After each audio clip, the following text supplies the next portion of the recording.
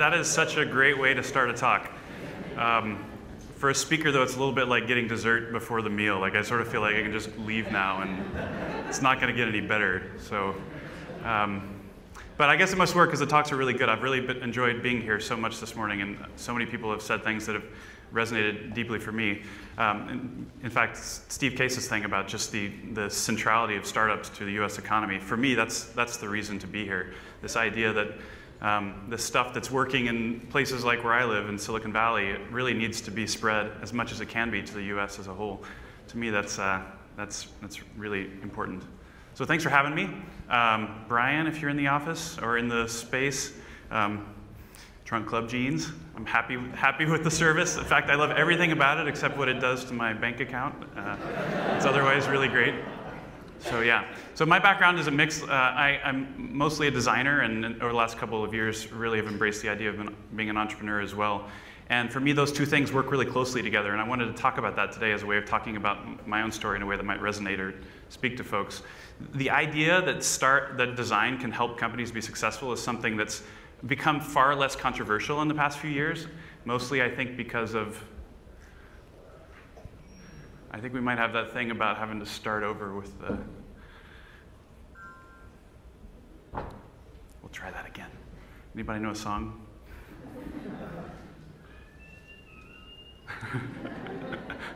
Does this count against my time?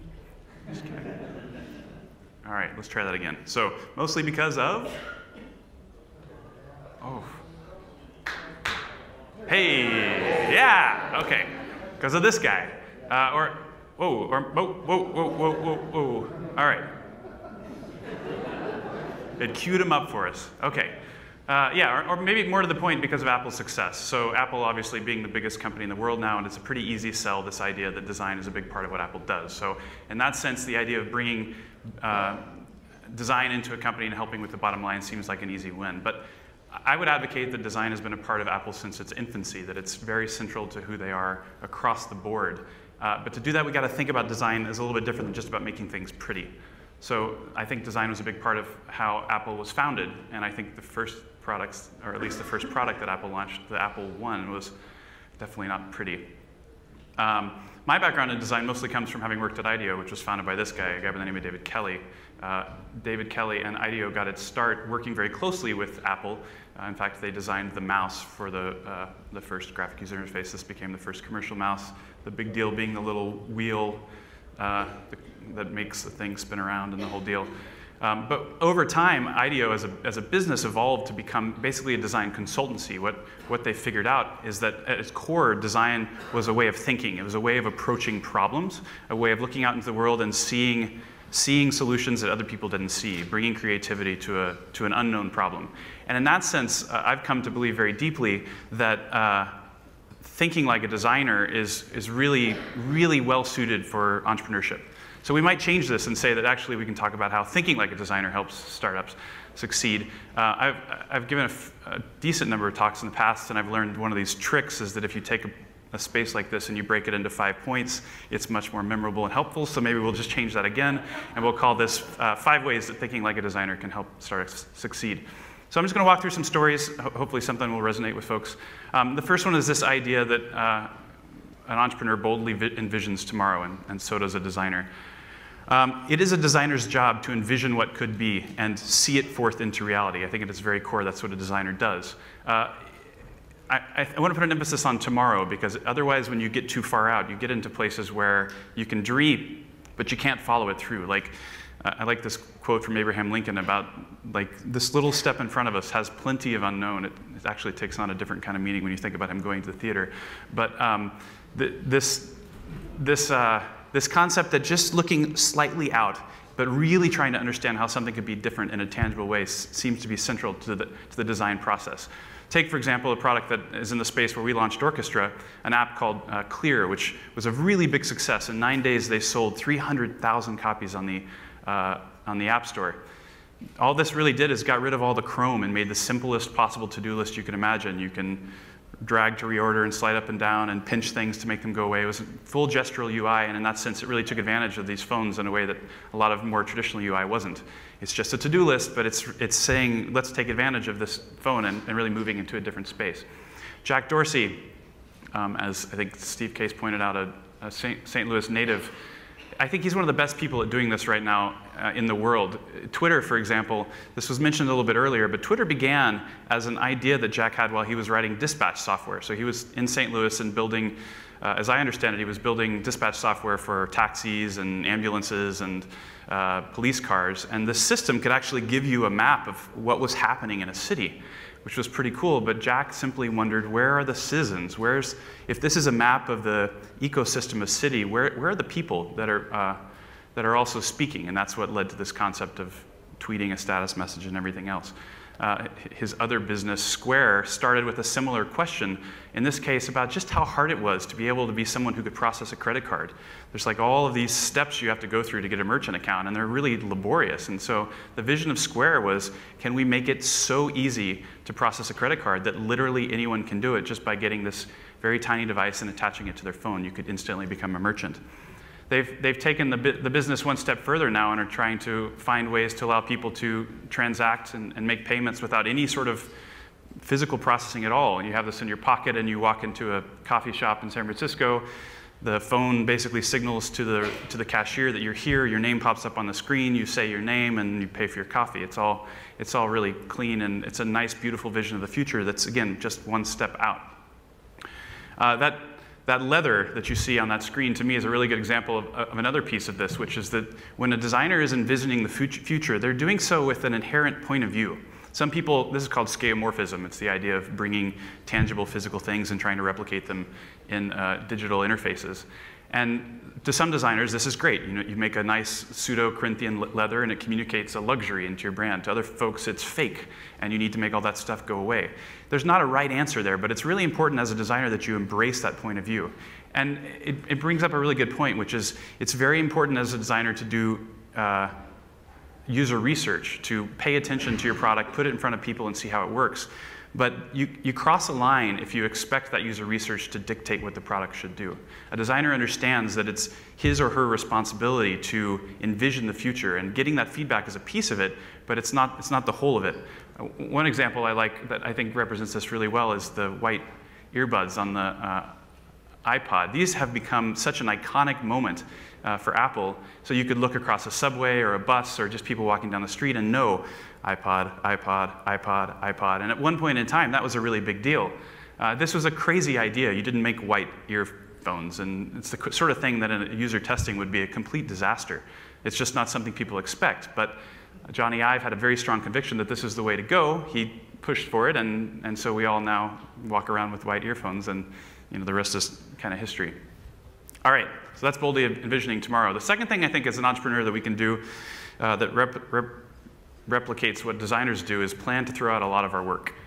And this is something that can be very difficult, but it's something that is so important. So Instagram, everybody I'm sure is very familiar with Instagram, particularly since it sold to Facebook for lots and lots of cash. What's not as well known is that before Instagram was Instagram, it was actually an app called Bourbon. And it was a sort of a hash mix-up between some of the mafia war stuff that was happening on Facebook and some geo-based apps like Foursquare. There's a lot of cool ideas in there, but it was kind of like way too much. There's a lot going on. And one of the things that Kevin Systrom noticed was that people were going way out of their way to add photos to their feed. So as they would do a status update, they'd like paste in source code from photos that they had uploaded to servers on their own. And we're doing all this backwards stuff just to get a photo into the system. And for him, that was an insight that, wow, there's really something here about sharing photos that A, resonates deeply with people, and B, it's just really hard to do right now. And how can we make just that piece simpler? So over the course of 6 weeks, they ripped out all sorts of stuff and threw it away and whittled down the product into a simpler expression of just one piece of social sharing around photos, and the rest, again, is kind of history. I really like this quote. I think from a design perspective, it's a nice way of reframing the problem. To figure out the pieces that don't need to be there and toss them out is an important thing to do. It's also important from a business perspective when you're looking for product market fit. So any startup that's trying to build a scalable business model lives in one of these two places.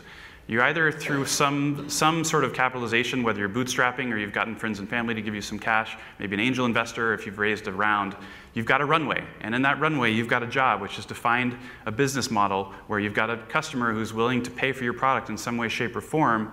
And there's a lot of them that you can reach in some way that's cheaper than the money that they're going to bring you in. If you can find that, then once you find it, once you hit product market fit, then the business changes dramatically, and you go looking for a way to grow as much as possible.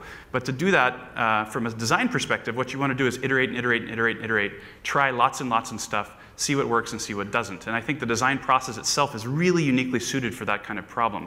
Designers are designed to basically, the design process is set up in such a way that you generate lots and lots of ideas, particularly when you bring designers together and set up a collaborative design environment. What you're doing is you're setting up a space in which lots and lots and lots of concepts are going to be created, and most of them are going to get ripped to shreds before they go very far. You do this through a combination of what's called divergent and convergent thinking. So divergent thinking, like trying the most wild ideas in the world, brainstorming, throwing out lots of stuff, and then converging on the ones that feel like they have legs and letting that carry you forward in the other direction. And the other big piece of that is prototyping. This is a story that gets told a lot out of IDEO, and I think it's wonderful. There was a project for a medical devices company called Gyrus to develop a surgical tool that will allow surgeons to hollow out part of the sinus.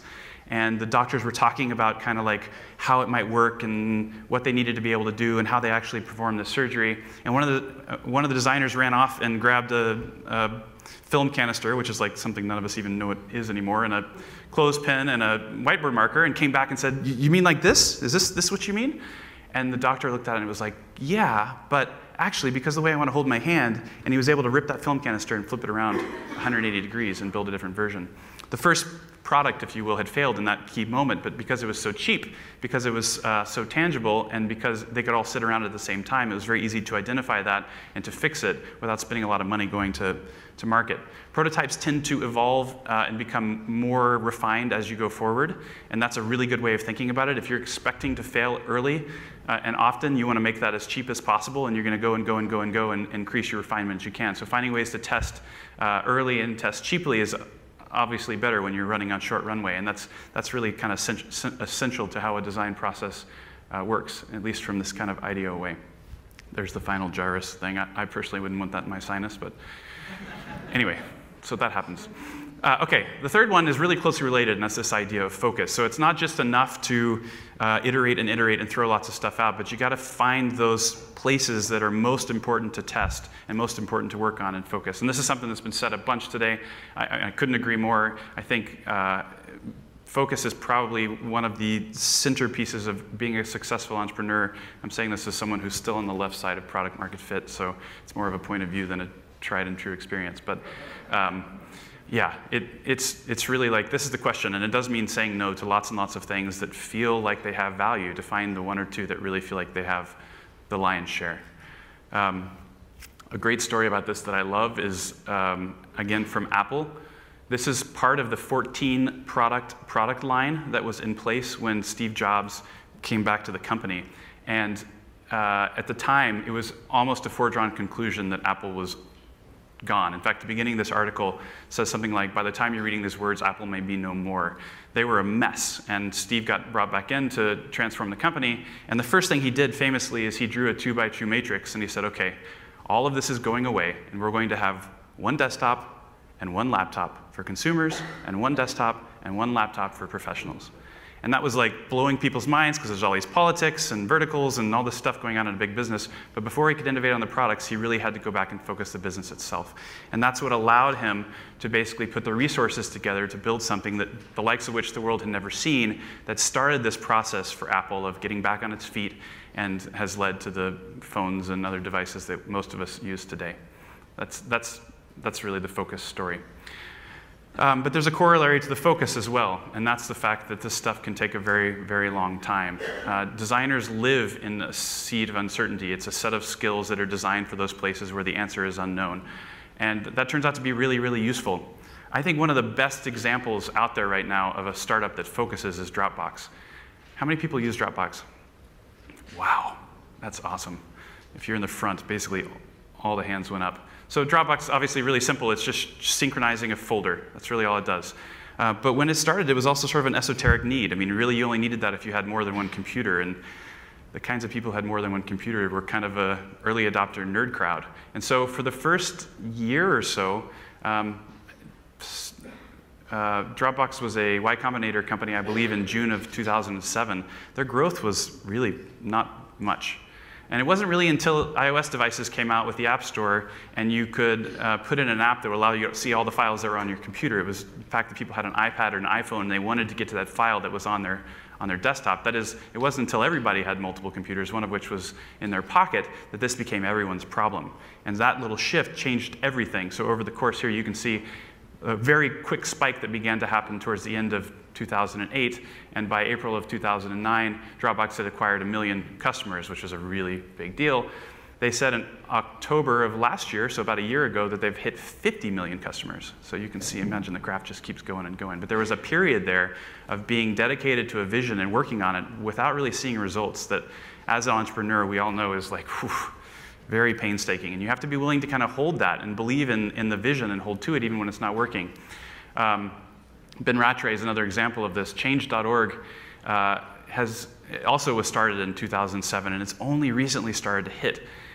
They did lots and lots of things. They did curated content for bloggers, for causes, and were really trying to find ways to marshal people around change. But they didn't quite figure out what the secret sauce was. And it was only recently that they were able to really lock around petitions and build an experience that has scaled. And that kind of dedication and that kind of patience and the kind of being willing to tolerate the fact that it's not working yet, it's something that you just have to be able to hold on to. Designers expect a process that looks something like this. You go from an inspiration, a concept, a how might we, into a set of ideas, and then you try some of them, and some work and some don't. And so you go back and you refine your idea further, and then you try it again, and hopefully the feedback's a little bit more reassuring, and you begin to hone in on what it is exactly that you're doing. This comes with this sort of emotional roller coaster, though, where at the beginning you're so sure you've got things figured out, and then you try it, and it's actually way harder than you thought. And for a long time, it's like, oh gosh, how is this going to work? And then you hit onto something, and it's like it brings you back up into the happy part of that ride. And if, as a designer, you kind of got to be willing to carry that whole thing through, which turns out to be a really useful psychological and emotional skill set for entrepreneurship as well. It builds that muscle, if you will. At Orchestra, we have tried to not only bring this concept of tolerating uncertainty to our own team, but actually to our partners as well. So this is part of a deck that I gave when we were raising a Series A. We focus on iPhone apps that facilitate productivity and take the friction out of working together. And our first app was a to-do list that was shared. So I can put a task on your list, or you can put one on mine, and we can have a chat around it to get it done. Very popular for couples as sort of a honey-do list, if you will. But as we were talking about this, we'd get to that place where every investor wanted to know where and how we were going to make money, and this was our slide. We basically said we didn't know. And some VCs looked at us and showed us the door, and others were actually really comfortable with the fact that we were being honest, that we were still in a place of looking for product market fit, and that was going to be an iterative process. That was a two-way test, right? Like, it helped us to find an investment partner that really believed in the process that we were trying to go from, instead of just helping us to find money quickly. Also, it meant that there were going to be no surprises on their end. And that has become very important to us, and has really, it's turned out to be a really good sort of approach. So the fifth point is to stay grounded in the why. And I think I almost wanted to write a talk just about this piece. I feel like this is just so important. It's becoming more and more important as I grow into my own career as an entrepreneur. So I wanted to talk about it just a little bit. This idea of a pivot it's become sort of almost like a thing to do. Turntable is a great example. These guys were sticky bits, and they were working on RF stickers that you could put on physical things to try and connect RF codes and your phone and the real world. And there were some interesting ideas there, but it wasn't really taking off. And then one day they pivoted into turntable, and I'm not sure whether this is going to become a really successful business or not, but it's certainly a cool idea. It's like these virtual DJ rooms that you can go into to listen to particular kinds of music, and everybody can spin music together. And it's a pretty fun interface, and it was a big shift for them. And I think the most famous pivot of all is Groupon. Groupon began as a thing called the tipping point, which ironically is almost almost the same vision as change.org. It's bringing people together to build sort of a corpus of support around a problem and try and push for change. They pivoted into group coupons, and the rest is obviously history. This works, but I think these are the exceptions. From a design perspective, and this was brought up a couple of times, Dane did a really good job of saying, like, find the need, find the need. From a design perspective, you always have to begin with what the problem is, and you try and hold on to that very, very tightly to try and put a stake in the ground around the need that you're going to meet and make sure that the rest of the process serves that. But there's a bit of a movement underway among particularly people that kind of interpret lean startup to work this way. There's this idea that you start with a need, and then you iterate on it until you find a possible solution. And if it doesn't really fit the need, that's okay. Maybe that solution could fit some other need. And so it's like you start here, and then you move the solution, and then, well, that's not really working, so maybe we go after a different need. And then if that need doesn't quite fit the solution, but we're on to a different need, maybe we can find a different solution. And that kind of two points of freedom thing, I think it's just really easy to get lost. And even if you're not getting lost, to echo what's been said so many times today, I think particularly Ron was just hitting it home. This idea that startups are just so hard. They're just so hard. And there's going to be so many things getting in the way, pushing on you all the time, that if you don't start with one foot pivoted or planted firmly on the part that you're really passionate about, on some need that you actually care about, I don't see how you, generally speaking, I don't see how you manage to get through all the things that happen next. And there's this guy, Simon Sinek, maybe you guys have seen this, there's a really great TED Talk that explains a way of thinking about a business that's truly flexible as having three tiers. They've got a what, a how, and a why. So you can describe a company in terms of any of these things, but if the company defines itself around its why, then it's really going to be much more solid. And the example that he gives is actually Apple as well. He says that the what of Apple, at least historically, has been computers, but only in the beginning. And you can imagine the time when MP3 players were coming out, and Apple said, oh, we're going to make an MP3 player. For a company like, let's say, Dell or Gateway, that would have been like a head scratcher. Like, it doesn't really make sense. You're a cheap computer maker, and why do I want a computer in my pocket? But for Apple wasn't a computer maker. They were these misfits, these guys that were countercultural and that were dedicated to building insanely great products that were going to change the world. And if that was a computer, great. And if it was an iPod, great. And if it was a phone, great. And if it happened to rip up the telecommunications industry or the record labels at the same time, so be it. That's part of what being a misfit and ripping up, transforming the world is all about. That shift into a why put Apple in a place where they could really branch beyond that initial set of products into a bunch of others in a way that a company that simply defines itself in terms of a what can't. So Sinek's point is, like, when you're selling your company, when you're talking about it, when you're marketing, you're speaking to your customers, you should speak to the why. But I think it's even more important when you're in a startup to think about that for the terms of your founding team. So we've got about 15 people at Orchestra right now. And there's a sense, I use this term sometimes, and I mean no disrespect to people who actually have put their lives on the line, because we're certainly not doing that. But I think of us as a band of brothers, and I mean no disrespect to the wonderful women in our team as well.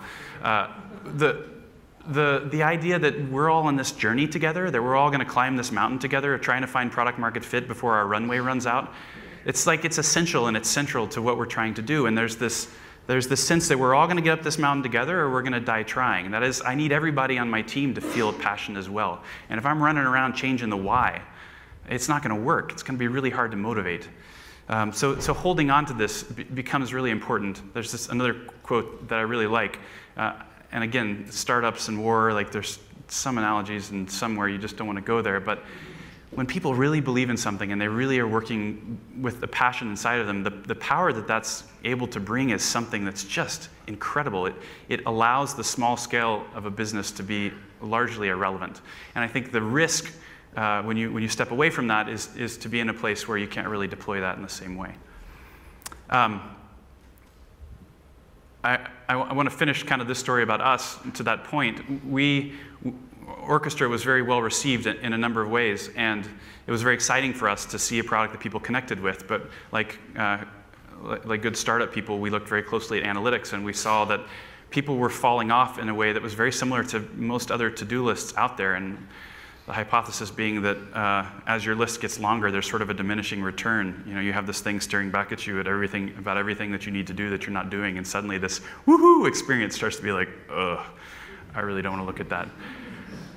And as we were trying to figure out what to do about that, we put this design process into place, and we started asking ourselves, like, well, how do we fix this? And ideas in that divergent stage of design ran all over the place. They ran from ways to optimize the to-do list and ways to make it faster and more delightful, to changing the metaphor away from a list and towards something that was more out of sight, out of mind. To things that were really completely far-fetched. And we actually came up across an idea that we were pretty excited about in terms of it having good viral potential and being a good business. But as my co-founder and I looked at each other, it was pretty clear that it didn't satisfy the why. And so we just kind of had to park that and go back to the books, or back to the drawing board, and maybe, I guess, there's a whiteboard. The design process leads you funny places, though, and as we pushed on this and pushed on this and pushed on this, we began to see that even our most dedicated users, the ones who hadn't dropped off, they were struggling from a problem that we didn't know how to fix.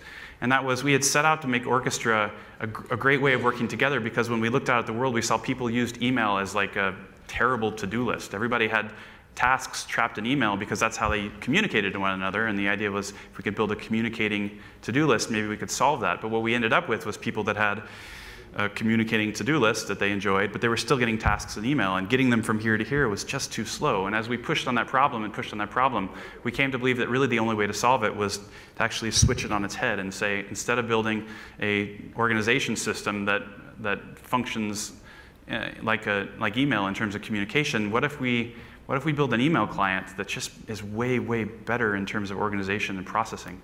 And that's taken us to where we are today, which is a vision of a new product that we're working on. I can't show it yet. We're still in closed beta, but it's an idea of a mobile email client that really transforms our experience of email, the way that we work with email. That for us is very consistent with this why of building tools that take the friction out of working together and create a working experience that lets you kind of focus on what's most important to you.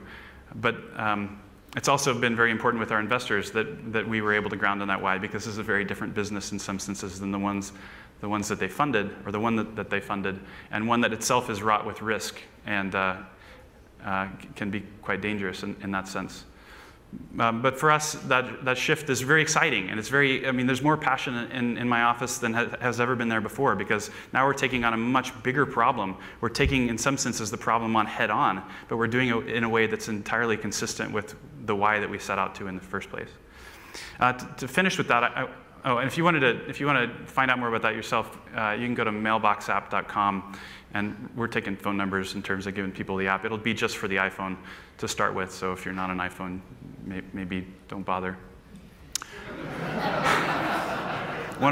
Again, focus, right? It would be great to launch with as many platforms as possible, but until you hit product market fit, it also only worked with Gmail for the same reason.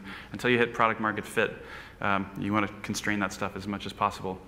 I wanted to finish with one other version of this, and this is, again, going back one more time to Apple. One of the things I love about Steve Jobs is he was so incredibly focused on his why all the time, and everything else derived from that. And if you go back in time to that moment where the Wired article was running Prairie, and there was 14 products, and Jobs knew that before he was going to be able to build a product that really resonated with people, he needed some way to connect with the Macintosh faithful, if you will, and tell them that he was dedicated to rebuilding the company in a way that was consistent with that why. And so he worked on an ad campaign that is pretty powerful to me. At the time, it was narrated by Richard Dreyfuss, who was a very good choice, particularly then. But after Jobs' death, a copy of this ad surfaced. It was an early take that they almost ran with that actually has Steve himself speaking over the commercial. And I find it a very powerful example of this whole why thing, so I'm going to run with that.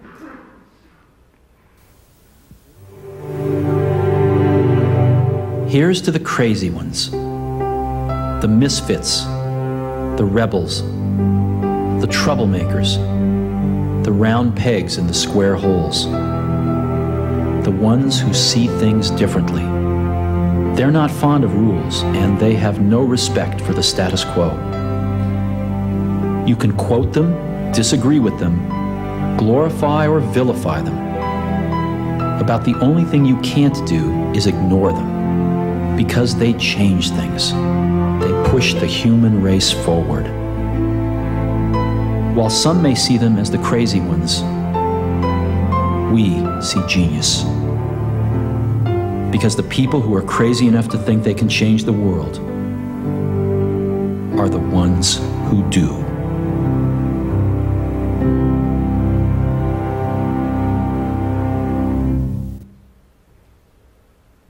So that's what I got. Thank you very much.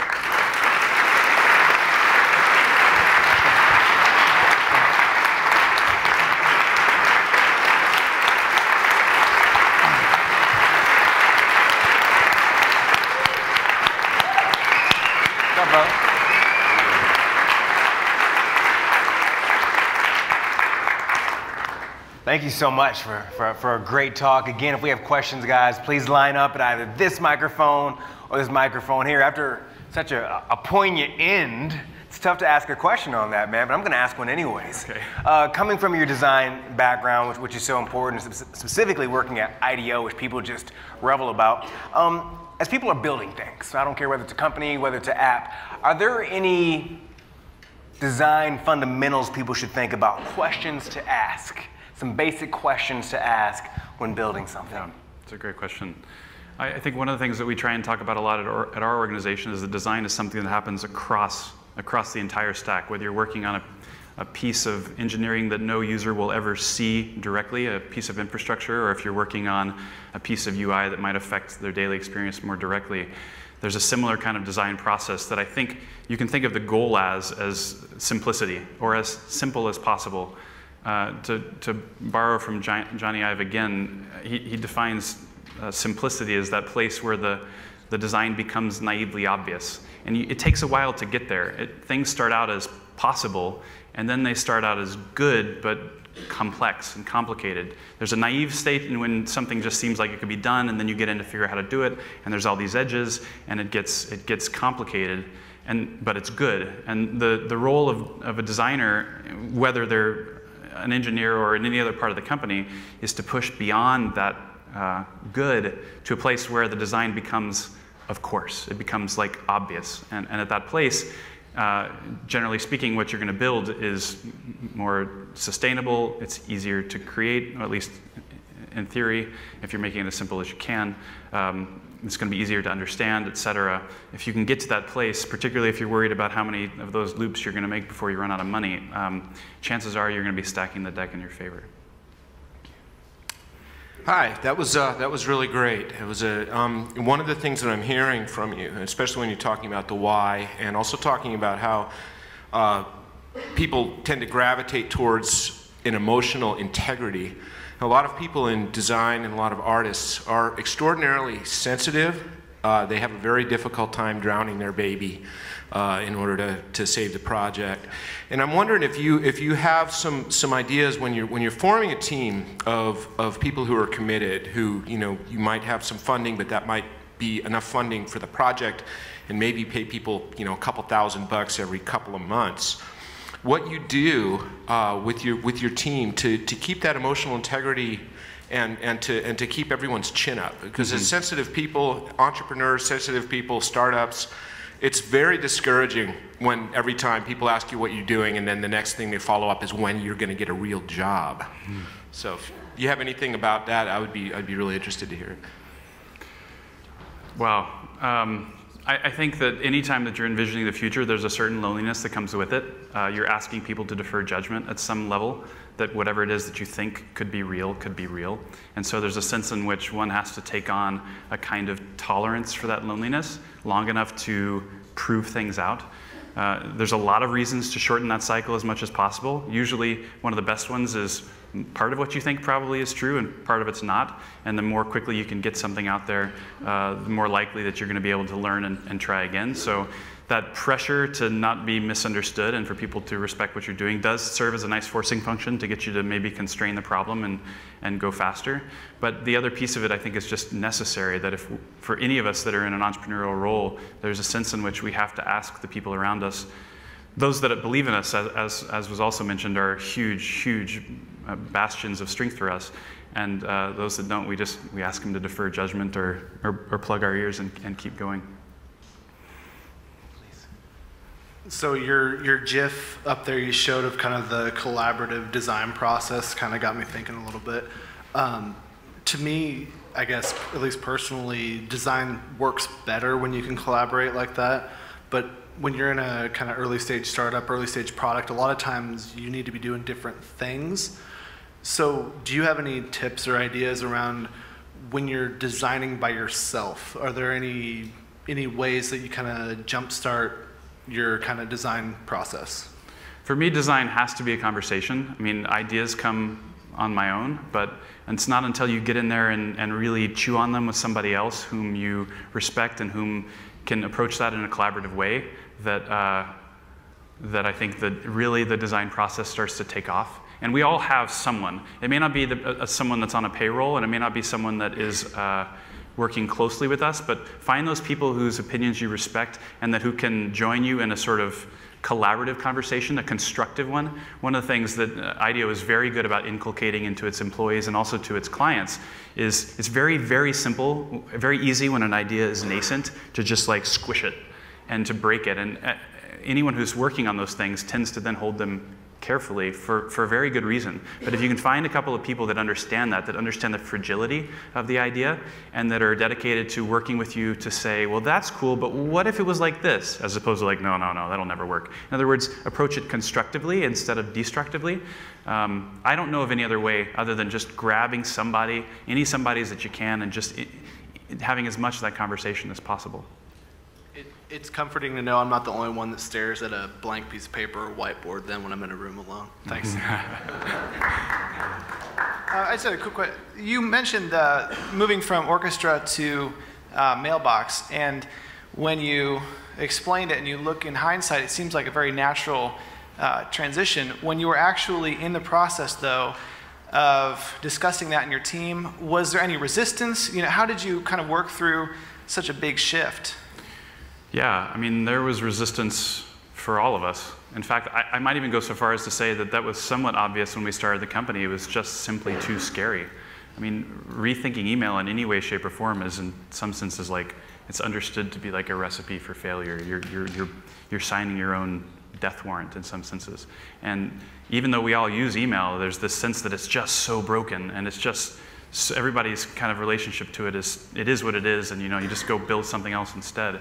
I don't think we actually could have gotten funding for it in an ironic way. But yeah, so when we started to make that switch, when we started to say, wow, if we really want to solve this, we're going to have to go build an email client. That was kind of like, uh-oh. And it was scary to all of us. And yes, it was met with a lot of resistance. And I think everybody went through a similar kind of process of saying, no, there's got to be another way. And then you push on a little bit and you say, well, okay, if there's not another way, is it even possible? And then you start asking how it's possible, and then you start thinking, wow, well, if we did that, we might be able to do this, and maybe that, and wow, okay, this could possibly work. And it switches from like being this daunting challenge to being like, you know what? We only live once, let's go for it. And that kind of change has turned out to be one of the best things from a cultural perspective that we could have done. It's very easy for people to come to work. It's very easy for people to talk about what they're doing, because it's a problem that we all face. Everybody has email. Basically, everybody hates it. And that's a really nice market. That's a really good opportunity. So yeah, that's kind of the way the process worked. One of your team members currently is also left IDEO to work on Mailbox, is that right? Yeah. So can you talk about, I think, as Antonio mentioned, IDEO very well respected. What was it that you took away? And was it easy to make that jump and say, I'm going to leave this? Am I going to get this opportunity again to work with IDEO? I'm going to go on my own and really ultimately take this risk. So can I go through that? Sure. I'll be very candid. I think IDEO, coming from IDEO, has strong strengths and some big challenges as well. So IDEO as a culture is incredibly collaborative, and it bakes into you this way of solving problems that obviously I believe is very, very valuable for an entrepreneur. At the same time, the process that you go into when you're working there is one of taking the ball part of the way forward and then handing it off to the client who only paid for part of the way and saying, okay, you take it the rest from there. And shipping, like getting something all the way from the beginning to the end, is a real challenge. It's a very different kind of challenge. It requires a stick-to-itiveness that you might not have ever needed to develop in a consulting kind of model.